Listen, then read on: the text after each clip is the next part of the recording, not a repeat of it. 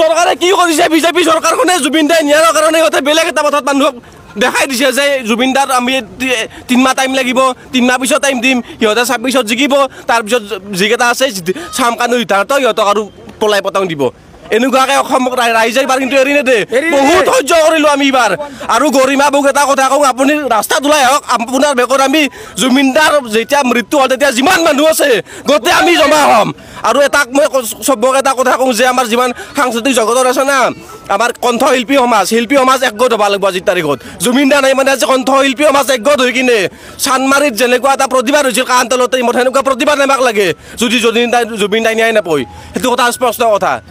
জুবিন দাৰ যিটো হত্যাকাণ্ড না সেইটো হত্যাকাণ্ড কিন্তু কোনেও মানি ল'ব নোৱাৰে ইয়াৰে ন্যায় লাগিব এইটো 100%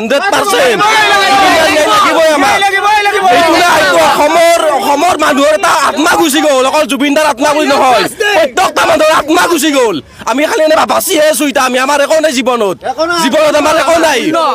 আমাৰ আত্মা গুচি গ'ল গতিকে ইয়াৰে হিমন্তই আমাক আজি ধৰি নিব পাৰে কিন্তু গৰিমা বৌ আপুনি আছে না আপুনি ৰাস্তাত ওলাই আহক আপোনাৰ লগত যিমান মানুহ জুবিন দাৰ মৃত্যু টাইমত আছে তো আমি গোটেই মাখানে আহিম সেইটো আমাক একতাটো লাগিব ধন্যবাদ কিন্তু জয় জুবিন দা জয় জুবিন দা ন্যায় লাগিব আমাক জয় জুবিন দা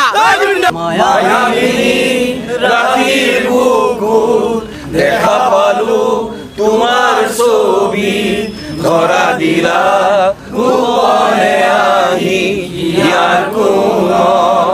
লা লা লা লা লা লা লা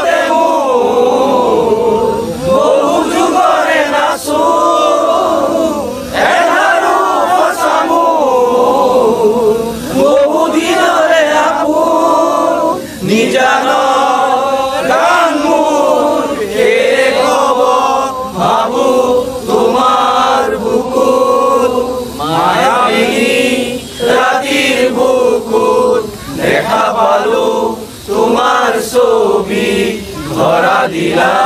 গোপনে আহি ইয়াৰ কোন